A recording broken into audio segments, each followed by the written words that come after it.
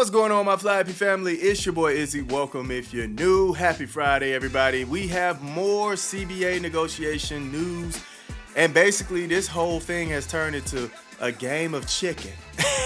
We're about to get all the way into it. But before we do that, y'all make sure y'all hit the thumbs up for your boy if you like the content. Don't forget to subscribe to the channel. We're trying to hit 34.7. So if you can help me out with that, I highly appreciate it. And don't forget to get in the comment section and let me know what y'all think about this one. Let's get it. Okay, family, so bear with me here. We got to take a little walk down the timeline so we can understand the tension that's going on between the two parties, right? So basically, on the 28th of October, Alexa ended up tweeting this. She said, a source said the players may be willing to consider an extension under the right circumstances, but they feel those circumstances do not yet exist, right? So the WNBA offered a 30-day extension. And the WNBA players was like, hey, hold on. We're not just going to jump and accept this extension.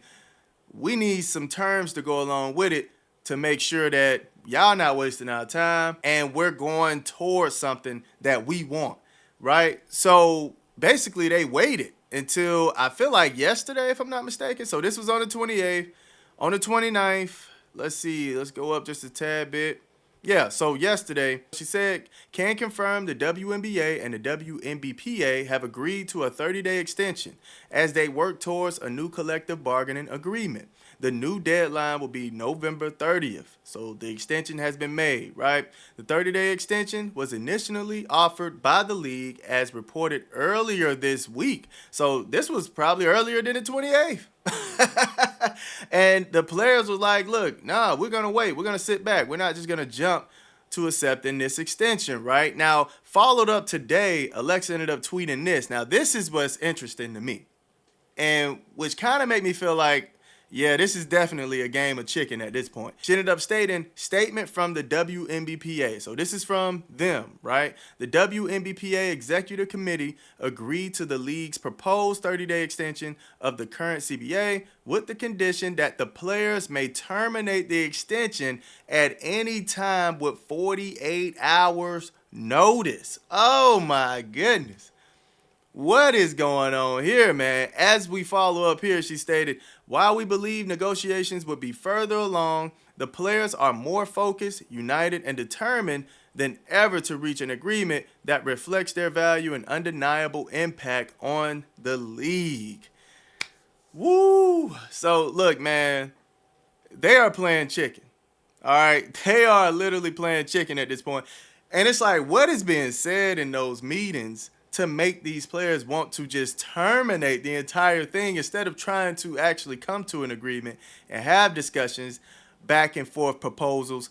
What is being said in there that is pissing them off to the point where they're like, look, we should be able to terminate this whole thing with a 48-hour notice.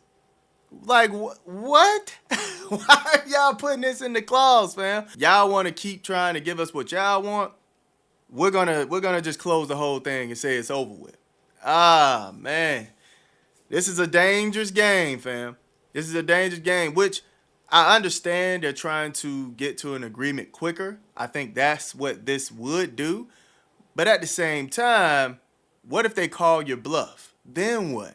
Like, if they're not necessarily talking about the things that y'all want or sounding the way that y'all want them to sound, will y'all think about the other players who don't have a chance to be in another league, don't have a chance to make money from sponsorships or anything like that? Will y'all think about those other players, or are y'all just going to say, forget everybody. Y'all not saying what we want, so we're shutting it all down. Now, the thing that makes me feel like this could end horribly is the fact that they do want half of that revenue share, fam. Like, if we go back and listen to what Kelsey Plum said, now this is the first vice president of the WNBPA, okay? And she stated this on the Residency podcast right here. Plum clarified that the issue is not about matching NBA salaries, but about getting the same percentage of shared revenue, okay? And we know what it is. It's 50%. Now, once again, quoting her, we're not asking to get paid what the men get paid, Plum said. We're asking to get paid the same percentage of revenue shared. All right. Now, if they're trying to get 50% of 42% that's coming into the league, I don't think it's happening. All right, I'm just keeping it in the grand. And if this is the main thing that they're hanging their hats on, it's not going to work out, man. It's not going to work out. This is the main thing that is pissing them off, making them have a clause in there saying, look, we can shut it down in a 48 hours notice.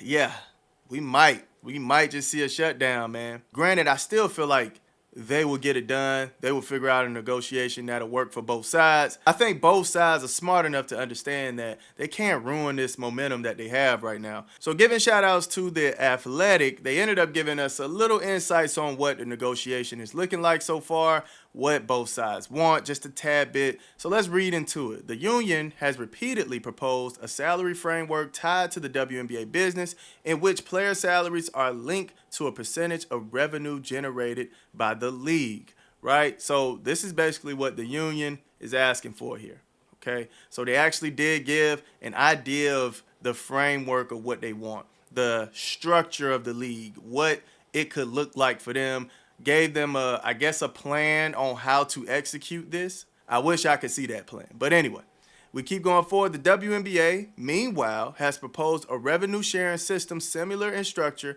to what is currently in the CBA with a fixed salary cap and additionally uncapped revenue sharing, but only if league revenue exceeds certain targets. Now, this right here, it seems fair because the NBA is set up just like this. Once they hit their targets, then the players see their revenue share. But let's continue. Both proposals would result in significant salary increases. The maximum salary in the expiring agreement is around $250,000, but debate remains about the underlying system, which we know there was the $800,000 max, $300,000 minimum, right? We know that part. So let's continue. The sides have talked about formalizing the league-wide charter flight program, expanding roster sizes, and improving family planning benefits and health insurance, right? I agree on this. I think they need to get a roster expansion, right? I think they need more players. I'm down with them with their benefits and health insurance. Cool. I'm not too sure what's going on with the charter flights and things of that nature. Maybe trying to make it better, I guess. But the last pointer here, owners focused on implementing a prioritization rule in the last CBA and the policy, which forces most players competing internationally to return for the start of the WNBA training camp or face suspension, remains important to them. So yeah, this is still fair in my opinion. They still allow players to go over and play overseas if they want. Which, you know, a lot of people were kind of upset about that or kind of confused, like, hey, look, why y'all going over there? We got games over here. So that's still something that's torn in between the fan base. Like, hey, we don't want y'all going over there. Some people don't mind them playing for their country, things of that nature. So reading all the pointers, two main things that I'm trying to figure out.